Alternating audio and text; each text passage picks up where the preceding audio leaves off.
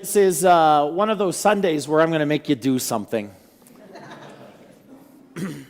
So what I need you to start out by doing is finding a partner, and you may not want it to be the person that you came to church with. It may be better if it's someone else. But if you're shy or you're an introvert, it's okay to find that person that you came to church with. But take just a moment, find a partner. Everybody needs one. Choir, you'll find yours up there. You'll be okay. Take just a moment. You can stand up to do this. You're going to have to stand up to do this if you're able.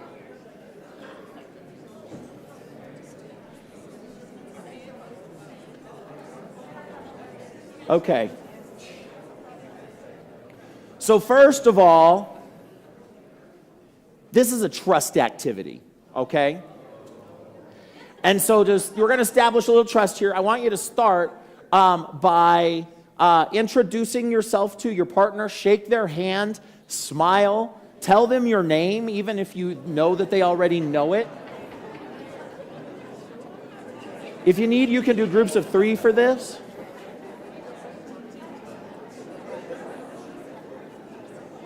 Okay, and here's the last part, because you need to know these people a little bit for this.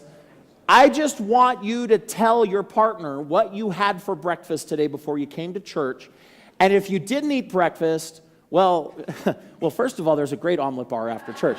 But more than that, tell them if you were treating yourself, you could have anything for breakfast. Tell them that. What would you have on a fancy day if you're going to have breakfast? Otherwise, tell them what you had for breakfast today. Take just a moment to do that. You're getting to know each other.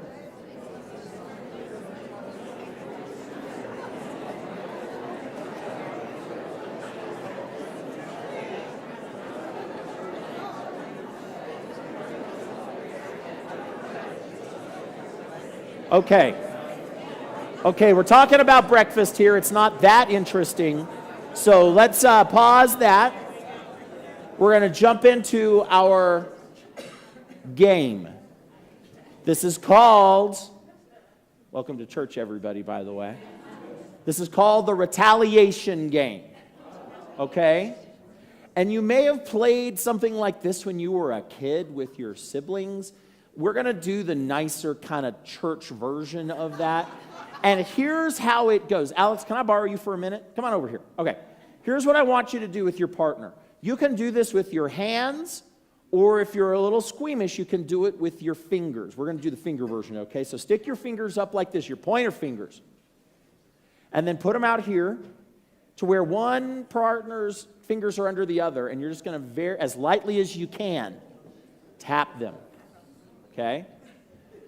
Once you've done that, your partner, you're going to put your fingers under the partners, and they're going to tap, but just a little bit harder, okay? And then you, in turn, are going to tap a little harder. And this goes, and it's a it's a trust activity, so when someone says stop, you stop, okay? So we're going to go. Okay, you ready, Alex? Okay.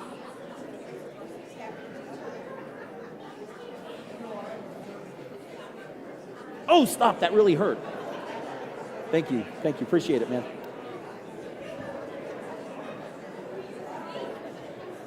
You can't use feet.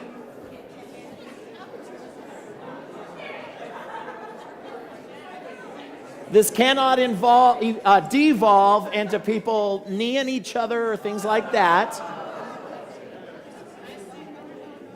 And in fact, wherever you are, even if you're still going, go ahead and stop for now. Shake your partner's hand and say, "Thank you for going easy on me."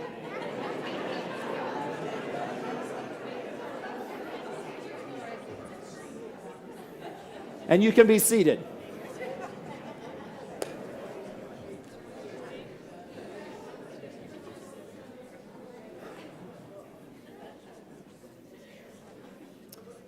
Retaliation, revenge, retribution. These are things that if we really sit down and think about them, we know they don't work.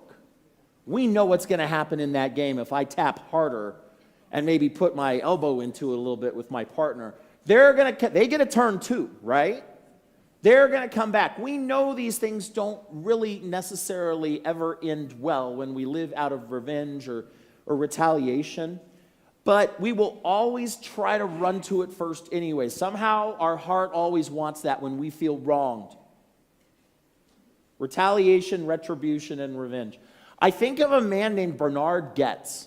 He was just a normal New York City commuter who worked in the city, and he would take the subway to and from his work every day. He didn't look like a folk hero when he got onto the subway at the 23rd Street station on a random Tuesday, but something would happen that day in the number 7 car that would give him that status. You wouldn't have known it to look at him. He was kind of short of stature with a receding hairline and big, thick glasses.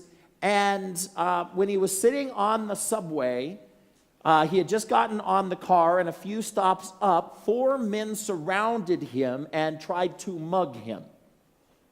And I don't know what was going through his mind, but what I kind of imagine was he was sort of reliving something that had happened 3 years previous in 1981, where he was mugged another time, and he had to hand his wallet over and just deal with that. But this time was different because he vowed he would never let that happen to him again. So instead of his wallet, he pulled out a .38 special and shot all 4 of them at point blank range. Didn't kill any of them, but sent them all to the hospital. One person among them was paralyzed for life. One among them was in critical condition. He was in the hospital for weeks. And for Bernard Goetz, what happened to him was overnight, he became a celebrity.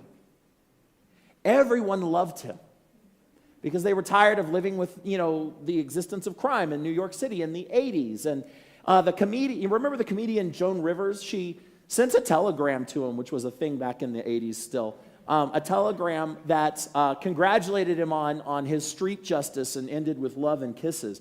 A rock group wrote a song in his honor that they performed at Live Aid, of all places. I think it's easy to understand why Bernard Goetz is so idolized, but pause and consider, what did he accomplish? Do you know what happened to the crime rate in 1984 on the subways in New York? It plummeted. Criminals were scared to get onto the subway for fear of what would happen. Of course, that's not what happened, right? It stayed high in 84. And in 85, it was high. It was high in 86. The crime rate was high in 87 and 88. It didn't accomplish anything. Maybe it felt good for Bernard Goetz to be able to strike back at people. It was sort of cathartic to be able to lash out. But that's all it was. In an era where the retaliation game is something that we live in our lives day in and day out, and with a lot more consequences than slapping fingers, what I want you to consider today is what Jesus says about this. Because it's some of the hardest language that Jesus has for us. I don't always know how to live out what Jesus is teaching here, because it feels rotten sometimes to be the victim of a wrong and having the leader of my faith, the great teacher of our shared faith, saying that you should pray for that person. And that's hard enough when it's just me or something that happens in my life. What do we do with the big structural things that are part of our collective story, the big wrongs we've known over the years? What do we do with the wrong of racism and prejudice and slavery and Jim Crow, these things that were so wrong and they took generations and they stole people's lives right out from under them? What do we do with that? Well, thinking about those things, which isn't an easy thing to do, but thinking about those things, when I do, those are maybe some of the times when I'm most grateful for Jesus. Because in no small part, Jesus experienced the same things himself, all of it. Jesus, we know, was an innocent person in every way. He was maybe the most innocent person ever to walk the earth.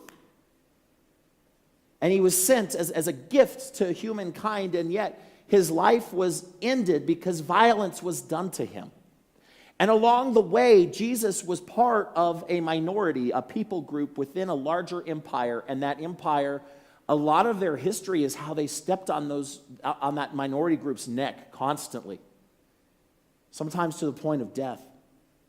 I mean, Jesus is a living example of what we will do when love in its purest form is injected into a world that is full of hate, how we will react violently to that idea and we will reject it. And yet, Jesus is very clear-sighted. This text makes it clear he had no place for revenge. He had no place for retribution as a part of his teaching or his ethos. It's not part of it. You can't find it. In fact, quite the opposite. He calls out retribution. Which is strange because, I know how it feels. Retribution can feel like power sometimes, doesn't it? Someone will have wronged you, and they have something over you, it feels like, and the natural thing is to want to strike back, to slap the fingers a little harder, just to show them that you have power in that situation. But what ends up happening? It's never strength. Retribution isn't strength. It's weakness. Retribution is weak. In fact, if you think about times where you've seen forgiveness and people making peace with one another and reconciliation, like those are some of the times that look to me like just sheer strength. And when people strike back out of fear, you can see it in their eyes that it's weakness, that it's self-defeating. We see this in this passage. We talked about last week that this passage, it's some of Jesus' better-known teaching, but usually we read it in the better-known version that is called the Sermon on the Mount. We generally recognize it as the greatest sermon and the greatest teaching that Jesus ever gave. And it's in Matthew, typically, when it's the Sermon on the Mount, because Matthew wants you to see, Jesus coming down from on high with wisdom from on high that he bestows on, the little people like us. Wisdom that we need. But that is not what we have here. It's a very similar text in the sermon on what we see in Luke is called the Sermon on the Plain. But because it happens on a level place, it's Jesus meeting us where we are with that wisdom. And it's Jesus saying, I am with you in this. I know what it's like to feel wronged. I know what it's like to exist under oppression. And I'm also God. And I'm with you. And there's a better way. And so Jesus and his teaching stand in stark contrast to revenge and retribution. Those things are a different gospel. Because where you worship power, retribution will be the journey you want to take to get it. And really, it's the response of the weak. It's not power. As the old preacher points out, it's not the strong animals that lash out. It's the weak ones. It's the wounded ones, the ones that feel cornered and afraid that'll lash out. That's retribution. It's an expression of weakness. And in that light, you start to see that revenge, kind of like that game, sooner or later it turns back on us. You should have, at 8:15, man, there was this father-son duo that was playing the game. And I don't know what that son did, but man, he really got his hand slapped a couple of times. And then he'd slap right back because we know that's what's going to happen next. So they're going to strike back. Doesn't it just seem like maybe Jesus' response feels a little backward at first, but at the end, we always end up, when we pursue forgiveness and reconciliation, it always seems like where we end up is better than revenge. There's this game that I used to play with my nephew. I talk about him a lot. And when he was 3 or 4, he was really getting into those Duplo Lego bricks. And so the game, we sort of made this game up ourselves. But what we would do is we would get his big, heavy tub of Lego bricks. And this part has nothing to do with the sermon, but I just have to share it. We would take that big, heavy tub, and we'd dump them all over my brother's living room. And when you can do that, you're a good uncle. So we would do that, but then this was the game. This was the actual game. Is we would, one at a time, we'd go and find a piece that we liked, and we'd start building. We didn't like come up with the rules. We just started doing this one day, where he would go find a piece, and we'd start building something from it, and then I would go find a piece, and we would start and add it to what he was already building. We didn't know what we were building usually. We didn't know what the other person was thinking. We just sort of trusted each other that whatever's going to end up was going to be fun. It was a good game that way. A few years later, he really got into another game. How many of y'all like playing Jenga? I don't like playing Jenga at all. It stresses me out to play Jenga and try to pull one of those bricks as it teeters and sways. If you don't know, Jenga is a game that's the opposite of the Lego building game that we made up. It's where you are taking a tower of blocks and you're trying to pull out blocks and remove them and that's the point, is to not let the tower fall, even as you're making it more rickety. There was this one day where we realized that when we were giving, it was building something up. And when we were taking away, it was making it more rickety, more tricky. And you know how every Jenga game ends, right? With collapse. That's the logical conclusion of taking away. Giving, you're going to build something together. Taking away, you will have collapse. Especially when it's giving goodness, when others are slinging out evil and hate. Maybe it feels like loss to do that, but it's the only way we build a life together. Taking our revenge just leaves us poor and rickety and always on the verge of collapse.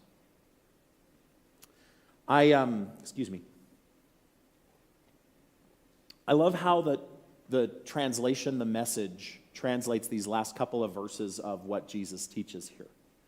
Because to me, the wording is a little janky in the NRSV.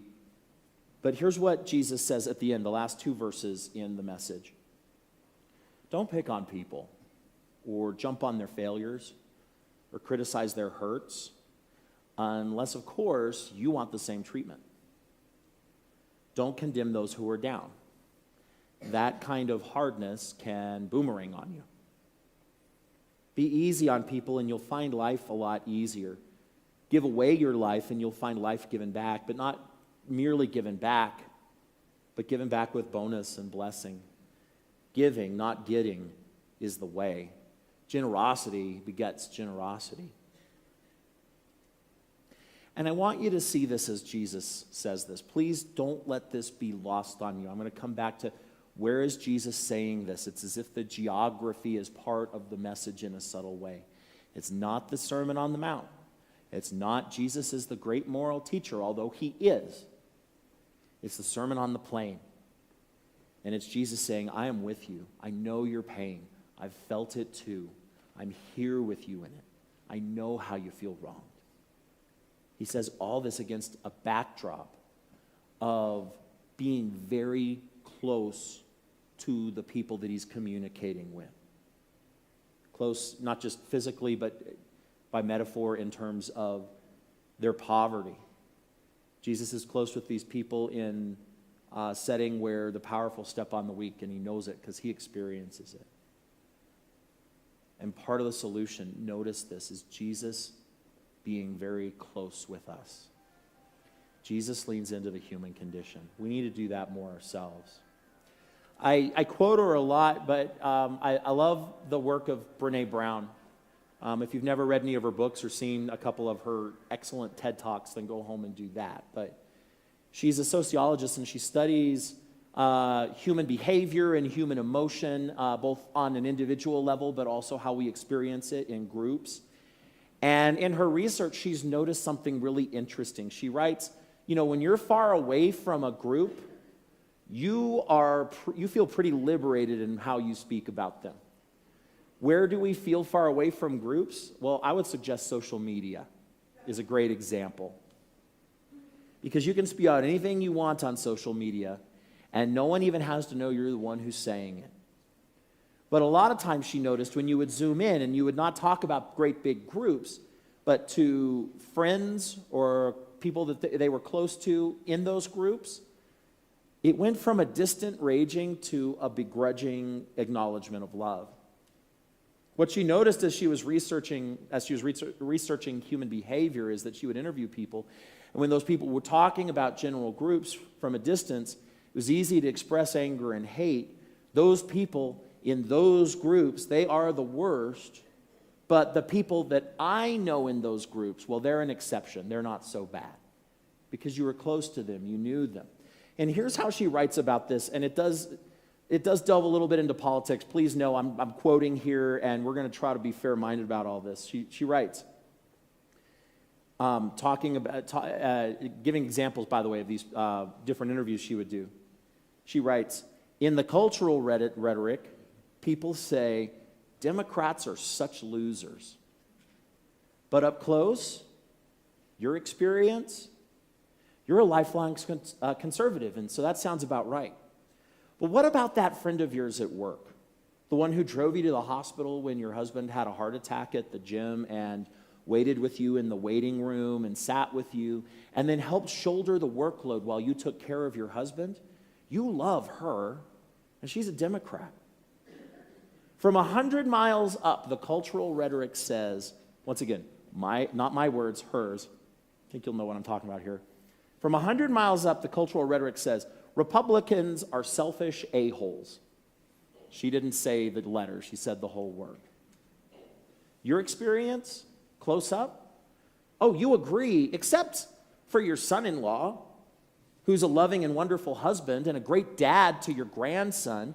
Thank God he's in the family. He's the one who always sends you pictures of everything that your grandson is doing, so he keeps you connected and in the circle. He's not a selfish a-hole, and he's a Republican. From 100 miles up, the cultural rhetoric says anti-abortion activists are hypocrites and close-minded fundamentalists. Your experience? As a feminist, you couldn't agree more. Except for that teacher in the Catholic high school where you went to growing up. She had more integrity than anyone you know, and she was always encouraging you to think critically for yourself about tough issues, even when it meant that you disagreed with her to her face in the classroom setting. She'd make room for that. In fact, she was the one who taught you how to be an activist in the first place. She's not a hypocrite or closed-minded. She's pro-life, and she's pro-life. On the big, systemic, societal level, by the way, there are real-world examples of how this worked to spark change. In the civil rights movement, this is what was so stunningly effective about it. Because when white Southerners looked at African Americans from afar, they were able to rationalize their behavior and their oppression by dehumanizing those African neighbors and saying to themselves, we Europeans, I know this is patronizing, and so bear with me, but saying we Europeans were the ones who brought civilization, and these Africans, we brought it to them, and we need to take care of them because that's, the term was the white man's burden, to take care of and civilize the world. And so people really believed this, and so in the civil rights movement, it was people leaning in close, African Americans leaning in close, sometimes physically so. They would sit at lunch counters and try to sit with white folks. They would try to sit up in the front of the bus where they knew they weren't supposed to be, just to sit up close with the other white folks. And it forced all those patronizing white folks to realize they weren't as civilized as they thought, as they were the ones who reacted with violence and retribution and dogs and the Klan and fire hoses. And all the time, African Americans not striking back, it forced them to realize who the civilized ones were because they had to look at the problem up close for the first time. Weight and the moral authority of love and a very specific non-retaliation is what showed the strength to make the whole system of segregation collapse. That was pure strength. That wasn't weakness, that was strength. Jesus knows this too. And that's why he teaches on it. And that's why when he does teach on it, he does it right here at eye level. I know I should have given the sermon down there, I think. But he does it close to us, living the lives that we live. And by the way, the only reason that we should listen to his teaching is because in Jesus, we don't see him just say these words, but he actually lives out this kind of life, most purely on the cross, where he's met with violence and he responds with, we'll be in Lent in a few weeks, and we'll remember, Father, forgive them. They don't know what they're doing. He meets that violence with a plea for forgiveness. And he shows us that what he says here is true, it's lasting, and it's the way to freedom. So let us pray. Gracious God, we carry wrongs with us, and sometimes they take up an unhealthy place in our hearts. Help us to let go. Give us the strength to let go and to walk in a life of reconciliation, a life of peace and forgiveness with you. We need it for our own hearts, but all the more the world needs it, because we live in a world of retribution and it's not working. So give us the strength to live differently. Amen.